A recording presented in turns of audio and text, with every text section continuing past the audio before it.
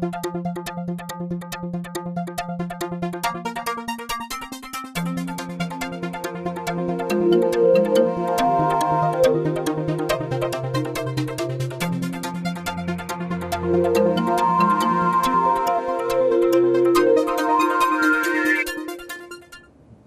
like to welcome our viewers to another in the series of Ignite the Spark.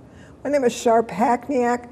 I am the CEO and founder of Horizons for Girls.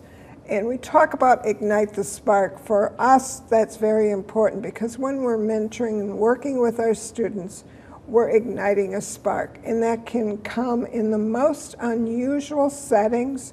Right now, I know we're doing a lot of planning and phone calls and setting up appointments for the girls to do some job shadowing. And I'm excited because that potentially is going to ignite the spark. They have an opportunity to see what happens on the job site of something they think they might want to find out more information about. I'm excited about today's show because our guest today, Deb, I don't know how long we've known each other. I mean, the nonprofit meetings, obviously. Yes. But Deb, I'm going to let you introduce yourself because you know yourself better than I do. Sure. Well, my name's Deb Walniak. I'm the executive director at Great Marriages in Sheboygan. And we've had the privilege of talking at the roundtables, but what's interesting is sometimes we get to share all those things there, but we really want the public to know what we do because we are trying to make a difference, aren't we? Yes. Absolutely. And one of the common threads that I think our organization shares is mentoring. And mentoring is a big aspect to what we do at Great Marriages. It is our core program where couples coach couples. Usually couples that we train in Prepare and Enrich have 20 plus years marriage experience, are considered vital, meaning they're vitalized and they're energetic. They have a marriage that's functioning, working well. We survey them on that. They go through training and become a Great Marriages mentor couple who then turn around and mentor couples that might need enrichment or might be in kind of one of those lulls that things aren't quite right and we need some help, or even a crisis situation where they might be saying, you know, we're considering divorce or we're in the middle of a divorce process and we just want to make sure we're doing the right thing and not missing anything once we make this final decision. A lot of couples who come to us, and I'm going to say 87%, end up canceling their divorce and stay together, which is amazing because that is a very high percentage as compared to counseling, which is in like the 30-some% range. And one of the reasons why is because we can quickly identify the area of need and offer ways that they can improve their relationship and see each other again, not only as a person, but ignite that original spark that was there. They start remembering why they had originally gotten together. And they do realize the investment that they make, and for many couples, decades of investment into their marriage and family, and it might be worth another shot. So that's a huge piece of what we do. But we also offer for corporate wellness, lunch and learns for companies in the area. If they want to have different programs where we can come in and customize a program where we can meet the employee need on relational wellness. And a lot of times people see a situation coincide between the work and the home life. If you improve your communication skills, that can affect both places. If you improve your relationship skills, that also can affect that. And a lot of employers love us because if somebody needs to go further on a personal level, they can do that with us without involving their employer. So that's a pretty exciting thing. And then another thing we do are date nights. And a lot of married couples forget to date their spouse. We get busy, things like that. And one thing we encourage is, hey, come visit us for a date night if you haven't had one for a while. And if you need to pay the babysitter, we try to reduce the cost enough that it's easy to attain. We'll always have something that you can take home as a memory and something that you're going to learn, and really good food. That's always important. And that's just a quick overview of Great Marriages, and some of the things that we do really want to help influence our relationships to be the best possible, most healthy relationships in Sheboygan County. That's interesting. As I'm listening to you talk, one of the pieces I'm hearing a lot, communication, listening, and I think even as we're mentoring students, same thing. I'm working with mentors, I'm training them, I'm showing them communication skills. Obviously, communicating with teenagers, a very unique skill set to communicate with teenagers, and then being able to listen. I trained 2 mentors yesterday, and I shared with them, I said, number one, you're a sponge, you're listening, you're soaking up that information that the student wants to share with you. You don't need to fix every problem, you just need to be that listening ear so that they feel that they can, share information. Being present during that listening, not talking or texting on your phone, but really, and I'm sure that's the same thing for relationships. Husband and wife, how many times do you hear the joke about people going out to dinner, a family, and they're texting each other in the restaurant. And I'm going, really? Yeah. Come on, you're there together. Yeah. Well, and that's a good point, because believe it or not, there's still dating protocol even when you're married. Try to keep the phone off and under the table. Don't be looking at it during your date. Don't talk about business things. When you're married and you're looking at those things, it's like, well, you need this time. How are you doing? How was your day? And really stop and listen to what your spouse says. And also repeat it back to them. That's important too. Your spouse who's just shared something very important with you wants to know you heard them exactly. And if there's further clarification, you can give that. The other thing is, don't expect to solve the world's problems in one date.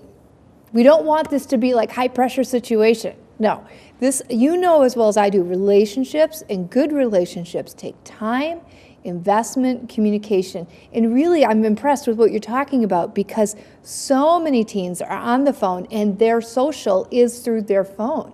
Short sentences, short sound bites. But sometimes it's actually really hard to communicate emotion and know how to do that in a healthy manner if we're always like this.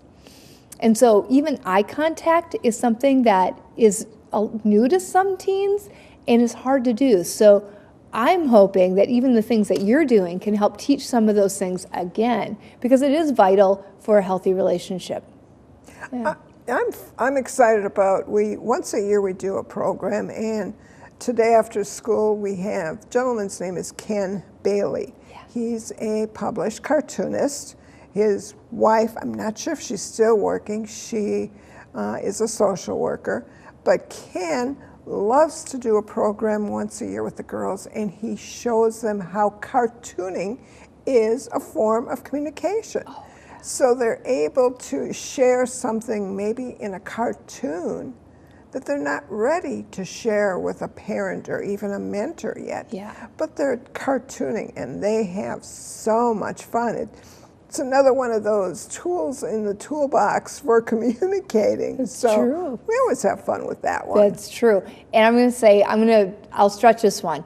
Some phones have a stylus that you can draw with. I know my phone does, and it's a Samsung. And I actually do art every morning, and it's extremely therapeutic for your emotions when you're processing things.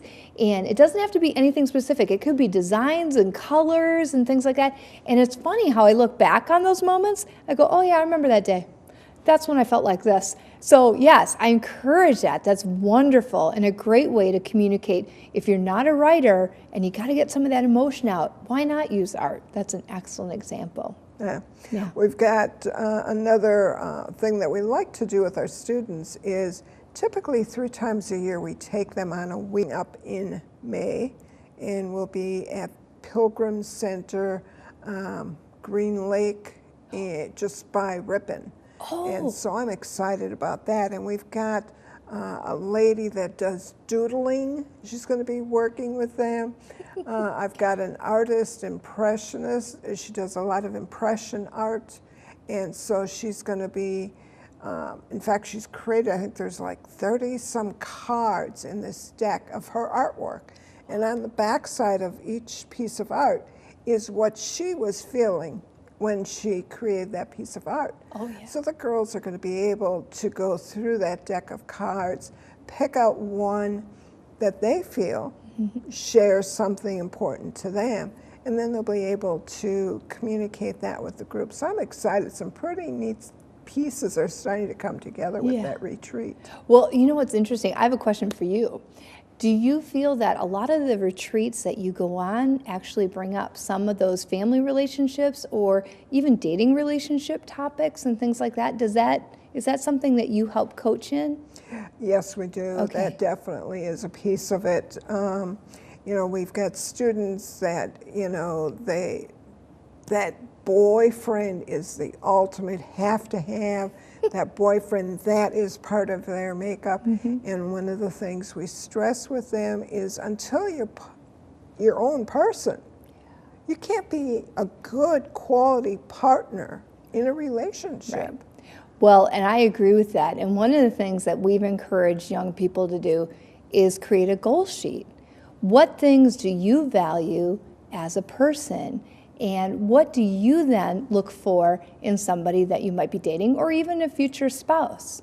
And it's really cute when you do this with girls that are, you know, maybe in their tween years or middle-aged teens. You know, they'll use, oh, I hope he's cute and I hope he's funny, you know, and things like that. Those are awesome qualities.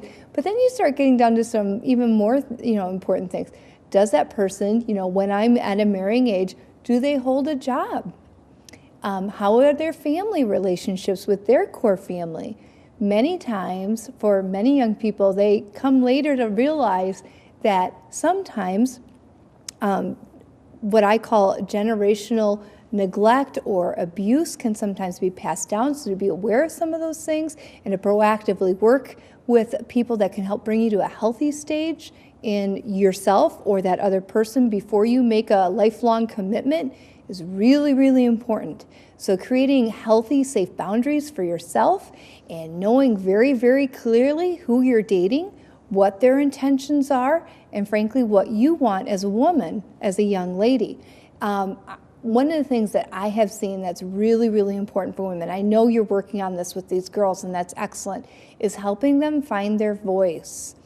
I don't think I found my voice till I was like 23 or 24. And by that point, that's hard because we've made a lot of decisions, good, bad, or indifferent, by that point that are maybe even affecting us for the rest of our lives. And I think it's important for girls to realize that, you know, be tough. You can say no. You do not have to date. You don't have to do things that that guy doesn't want to do. This is your body and your life, and this is important for you to protect yourself and to make sure that you use dating as an opportunity to get to know people, but then to learn more about yourself and what you want. As you do that and you know what those boundaries are, it's going to become very, very clear, that guy is not for me. That guy is for me. Or I don't need a guy. That's the other thing. I think girls forget they don't have to date. And I know there's a lot of peer pressure like, oh, do you think he's cute? You know, okay, fine. You know, we all have that in our teen years. But, you know, to really make your decisions really wisely and to be comfortable with yourself. And if you have questions, to build a team around you of advisors, such as your organization, mentors, or women that you trust, women that you admire as a young lady. Like, I'd like to be like her someday. Or she's got a job that I really would love to check out. You know, those are really important aspects that help develop us, who we are, our character, and things that we're going to want out of life. So that's really, really huge. And the teen years are critical. I cannot emphasize to parents enough. Stay in touch with your teen on a daily basis.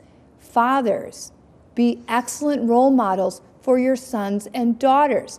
Are you treating your wife the way your son or daughter may treat their spouse in the future? Do you think that's appropriate? How about those side comments or those critiques?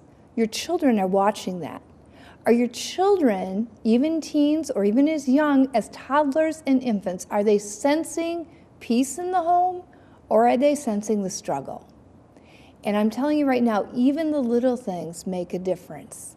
And daily practice of healthy relationship that you do in your marriage can positively affect your children, and they will watch and they will role model what you're doing.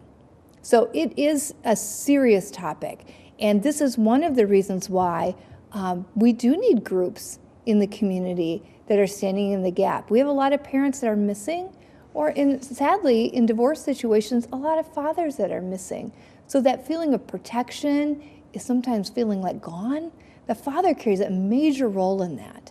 And it's important for fathers and mothers to be working together in those roles.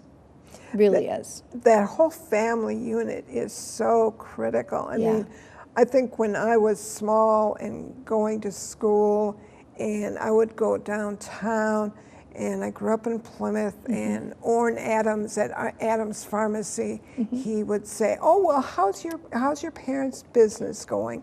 Or, "I saw your dad over here," or, "I stopped at Capelli's Appliance," and my mother would come up in conversation. It was this family unit, you know, that I think back then, my grade school class, everybody had a two-parent family. When I went to high school, I would say probably 95% of the classmates I knew were a two-parent family. That's missing nowadays. Yeah. And I think that's a big piece of some of the issues we deal with these students, is trying to help them still be able to survive. Yeah, and I think it's important for families, all families, not to judge other families. I mean, let's face it, we don't always have a two-parent home, like you said. And it's important for people to come alongside each other and say, "Hey, how you doing? And can I love on you where you're at?" And that there isn't judgment there. Because we don't know what's happened in that family of origin. We don't know. And let's face it, there's a lot of single moms out there. There's a lot of single dads.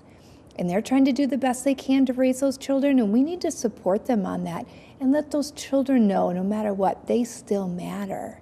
And they need to grow up and make really positive decisions for their life, and that they can do that. They can.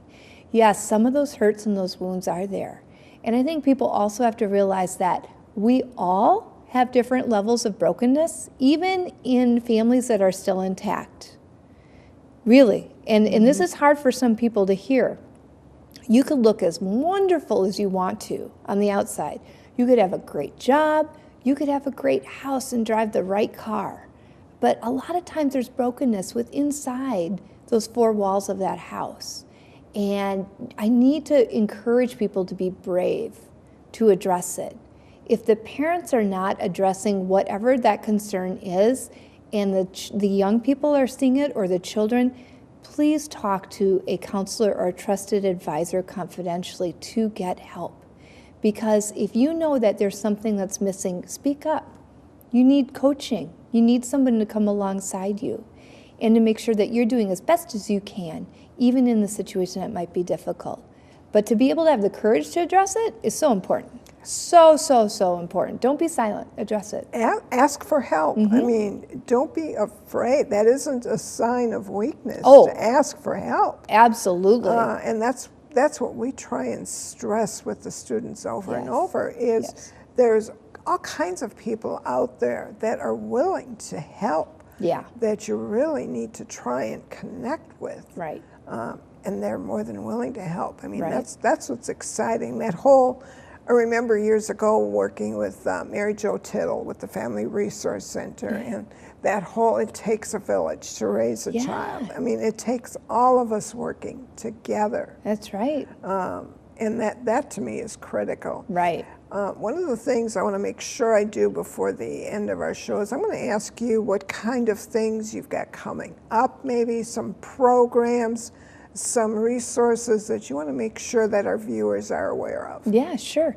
Well, one of the things they can do, because we constantly are updating our events and programs, is check out our events page at great-marriages.org, and then click over to the events page and scroll down. First quarter for us is always our busiest time. We have lots of date nights. We have retreats that go on. In fact, depending on when this airs, in March 2016, we will also have a Restored and Remarriage marriage conference. Sorry, got to kick that out right. But this is really the second year that we've offered this because we had not only married couples that enjoyed it last year, but people heard about it, including singles that may have already been married or maybe could be considering joining a blended family in a marriage. And they're saying, how do I then become an instant mom or dad? What kind of things do I need to be doing as maybe a remarried situation that I don't bring baggage from my previous marriage in? So these are important topics. Again, we're community-based. We serve everybody that is in the community. If they need help, if we're not the right resource, we'll let them know and we'll refer them to the right resource. But that's why I love Sheboygan is they have lots of ways that we're connecting nonprofits to that specific need. As far as anything else, please give us a call on any specific situations you might be looking for. Mentoring is always happening all year round, and we want to be able to meet your need in that area too, and that's a specific need. We also have library resources you can check out, and good news, we just got an ice cream machine. So come, enjoy a cup of coffee, sit in our lounge area, read a book, and enjoy your ice cream, and just socialize with us, and we'll let you know personally what you can do to connect. I'm going to have to stop in just for some ice cream. There you go. It's really good. We just got it yesterday, and I've already had a couple bowls. So it's good. Well, one of the things I'm excited about that we've got coming up is on Thursday, April 28th, we do a community update. We let the community know what we've done for the last year. Good. Then the other thing we did last year, and we will do again this